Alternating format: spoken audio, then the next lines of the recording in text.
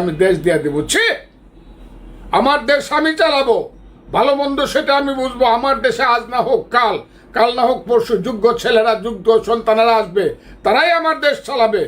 ইনুস সাহেব এইসব কথা বলে আমার জাতির মুখে কিন্তু চুনখালি মাইখেন না। আপনি মুক্তিযুদ্ধের এটা কি ঠিক কিনা যে এই অন্তর্বর্তীকালীন সরকার এদের মূল দায়িত্বটা কেবল নির্বাচন নয়, তারা সংস্কার করবে এবং তারা বিচার করবে, এটা যদি কেউ বলে সেটাকে কি আপনি অস্বীকার করতে চান? আমি এক নম্বর কথা হলো, সংস্কারটা নামটা শুনতে প্রথম ভালো লাগতো। সংস্কার এবং সমন্বয়ক এই দুইটা নাম গৃহীত হবে বাংলাদেশে আগামী দিনে। এই দুইটা শব্দ সাংঘাতিক গৃহীত শব্দ। আর সংস্কার তো মূলত কনস্টিটিউশন সংস্কার করাটাই মূল ব্যাপার। কিন্তু কনস্টিটিউশন সংস্কার যারা করবে তারা সব বিদেশি মানুষ।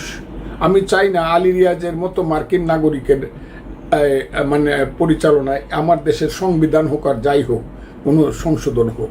আর এইসব কিছুই হবে না। এইসব হলো একটা বাহানা, যে বাহানার মাধ্যমে তারা তাদের ক্ষমতাটাকে দীর্ঘায়িত করতে চায়। এবং ক্ষমতা দীর্ঘায়িত করার পথে যখনই একটু বাধা আসে, একটু সত্য কথা আসে, তখনই ওই যে নির্বাচন কমিশন বদলাইতে হবে বলে কতগুলা পোলাপান গেল ওখানে। আমি যাকে বলি Bangladesh children party, national children party, NCP, এই ছেলেরা 150 ছেলে হয়েছে না, 150 লোক হয়েছে না। 10টা রিক্সাওয়ালা ডাক দিলেও 500 লোক যাইব নির্বাচন কমিশনে। ওরা রিক্সাওয়ালার যে জনপ্রিয়তা আছে এই জনপ্রিয়তা এদের নাই। কিন্তু তাদের কথায় চলে ইউনুস সাহেব।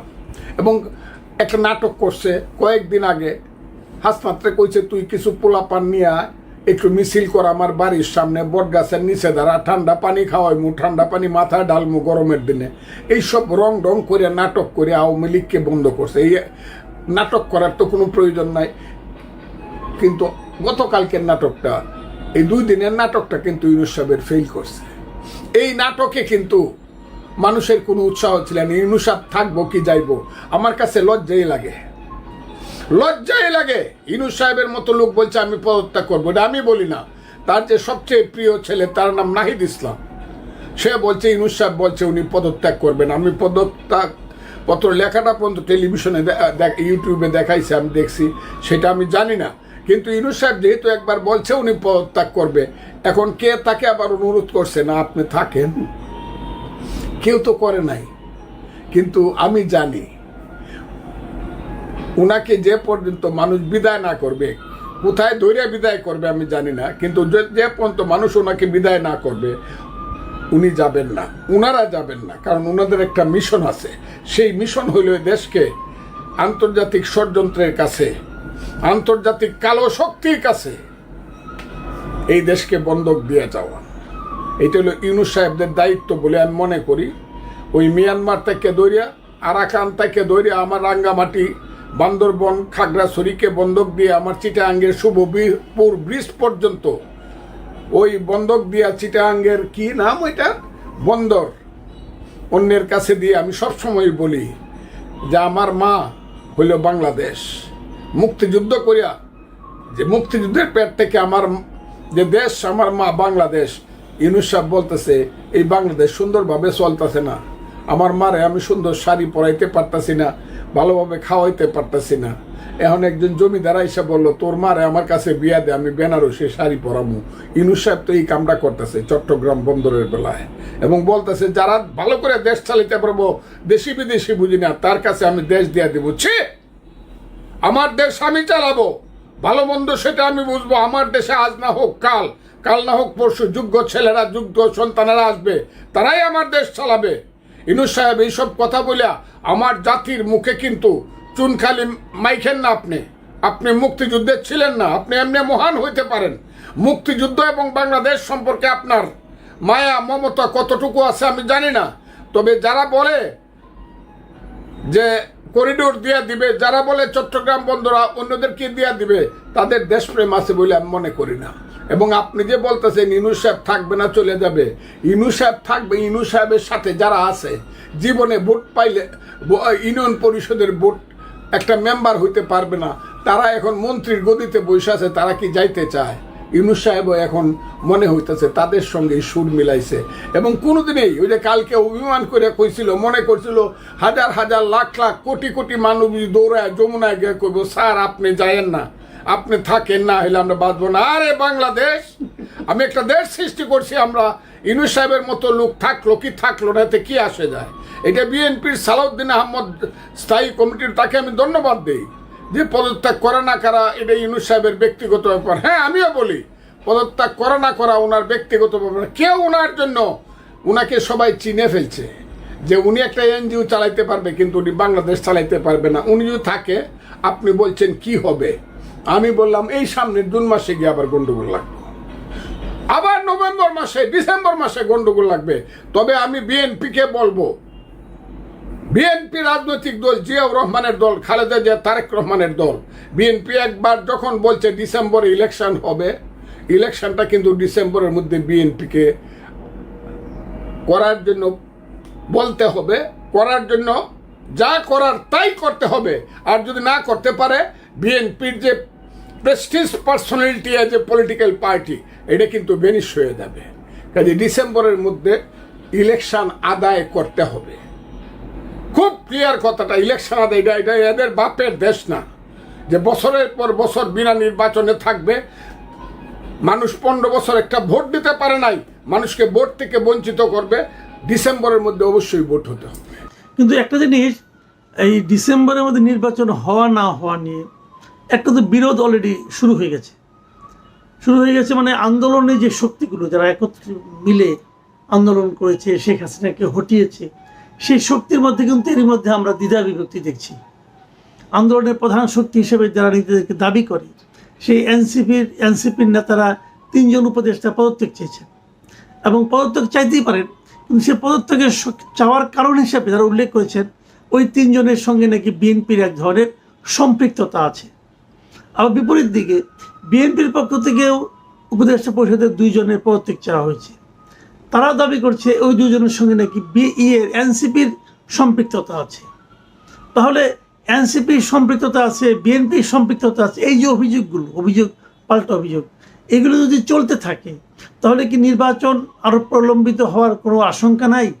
আশঙ্কা মানে কি? অবশ্যই আশঙ্কা না, শুধু অবশ্যম্ভাবী এভাবে চলতে থাকলে আমি তো মনে করি ইউনূস সাহেবের অধীনে কোনো নির্বাচন হওয়া উচিত না। এখানে একটা নতুন তত্ত্বাবধায়ক সরকার হওয়া উচিত, আইনগতভাবে সুপ্রিম কোর্টের সিদ্ধান্ত নিয়ে, আইনগতভাবে, এবং 120 দিনের মধ্যে ইলেকশন করা। ইউনূস সাহেব এবং তার যারা সাথী আছে তাদেরকে দিয়ে এখন আর ইলেকশন করাই দেশে সম্ভব না, কারণ তাদের প্রত্যেকেরই একটা পক্ষ আছে। আচ্ছা, এই দল আপনি বলছেন এই গভর্নমেন্টের নিরপেক্ষ থাকছে না? এই গভর্নমেন্ট কোন নিরপেক্ষ? ইউনূস সাহেব নিজেই নিরপেক্ষ না এখন, কারণ উনি ওই দলটা, এনসিপি যে দলটা, যে দলে 150 লোক হয় মিছিল করলে পরে, এই দলটা হইলো ওনার নিয়োগ কর্তা। আচ্ছা, উনি হলো তাদের কর্মচারী। আরেকটা কথা, এই কথাটা বলে আমি শেষ করবো আলোচনাটা, সেটা হলো যে প্রধান উপদেষ্টা যিনি প্রেস সেক্রেটারি, তিনি একটা জায়গায় বলেছেন যে তাদের সরকারের নাকি সব কিছু করার ম্যান্ডেট আছে। এখন এদিকে যখন এই অন্তর্বর্তীকালীন সরকারটা গঠন করা হয়, এটা তো সংবিধানের মধ্যে এর কোনো অপশন ছিল না, কিন্তু এটা গঠন করার ক্ষেত্রে সুপ্রিম কোর্টের কাছ থেকে এক ধরনের একটা পরামর্শ নেওয়া হয়েছে। তো সেই পরামর্শকে ওখানে কি বলা হয়েছিল যে তাদের সব ধরনের কাজ করার ম্যান্ডেট থাকবে? লোকগুলোর কথা আপনি আমাকে জিজ্ঞাসা, বিশেষ করে এই লোকটার কথা মনে হলে আমার মনে হয় আইলের বাই কলির কাল, ছাগলের চাটে বাঘের কাল। এরা কারা? বাংলাদেশে 2 পয়সার মানুষেরা, বাংলাদেশের রাজনীতির ক্ষেত্রে বলতেছে, সাংবাদিকতার ক্ষেত্রে বা তার নিজস্ব ক্ষেত্রে তার যোগ্যতা থাকতে পারে, এটা আমি অস্বীকার করব না, কিন্তু রাজনীতির ক্ষেত্রে হোয়ার দে ইন বাংলাদেশ, তাদের কি ভূমিকা আছে, তাদের কি অবদান আছে, এইসব লোকেরা সময় এবং সুযোগে যে ধরনের বেতুমি কথা কইয়া গেল, আল্লাহর রহমত যদি হয়, জনগণের প্রতিনিধিদের হাতে যেদিন দায়িত্ব আসবে, সেদিন যাতে তারা বাংলাদেশে থাকে। আমি কথাটা বলে তাই, সেদিন যাতে বাবারা তোমরা বাংলাদেশে থাইকো, যাতে আমরা জিজ্ঞাসা করতে পারি, ও বাবা তুমি কি কইছিলা, একটু কও তো দেখি, তোমার জিব্বাটা বাইর করে একটু কথাটা কও। আমি এদের সম্পর্কে কিছুই বলতে, এদেরকে আমি ভীষণভাবে মনে করি আইলরে বাই কলির কাল, ছাগলের সাথে বাঘের কাল। আমি তো বলছিলাম, এই যে খলিলুর রহমানকে কি বানাইছে, প্রতিরক্ষা বাহিনীর কি নিরাপত্তা বিষয়ক হ্যাঁ মন্ত্রী বানাক বা নেতা বানাক, আমি বলছিলাম ফজলুর রহমান যাকে চিনে না বাংলাদেশে, সে কেমনি নিরাপত্তা বাহিনীর তত্ত্বাবধায়ক হয়? বাংলাদেশের সেনাবাহিনী, নৌবাহিনী, বিমান বাহিনীর তত্ত্বাবধায়ক তাকে ফজলুর রহমান যাকে চিনে না সে কেমনে হয়? কোত্থেকে কে আসছে? বাপ দাদার নাম নাই, চান মরলের বিয়াই। হ্যাঁ, এরাই সেই দেশটাকে এখন সর্বনাশ করতেছে। আমি বললাম বেশি করলে ইউনূস সাহেব আপনার ওই যে মেন্টর কি মাস্টার মাইন্ড বলছে এই দেশ গৃহযুদ্ধের দিকে যাবে। আমি চাই না গৃহদিকে যাই, কিন্তু খুব বিপদ হবে কিন্তু ইউনূস সাহেব। মানুষ কিন্তু যাই বুঝতে পারছেন না, আজকে 3 দিন যাবৎ খালি আর্মি একটু কথা কইছে, সেই আর্মিকে আমি স্যালিউট জানাই।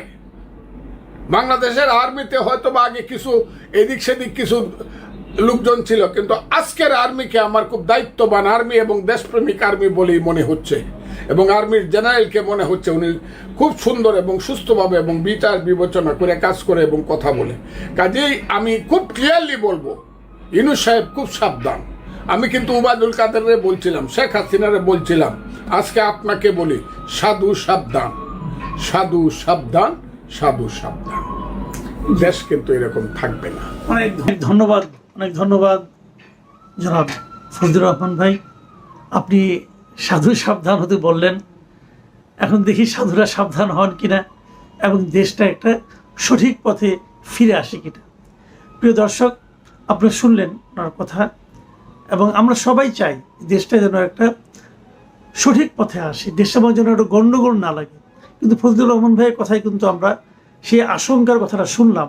উনি কিন্তু আশঙ্কা করছেন যে যেভাবে চলছে যদি এভাবেই চলতে থাকে তাহলে সামনে কিন্তু একটা সমূহ ঝামেলা তৈরি হওয়ার মতো ঘটনা ঘটতে পারে। সেটা না ঘটুক এই প্রত্যাশা করি। আজ এ পর্যন্তই। আল্লাহ হাফেজ।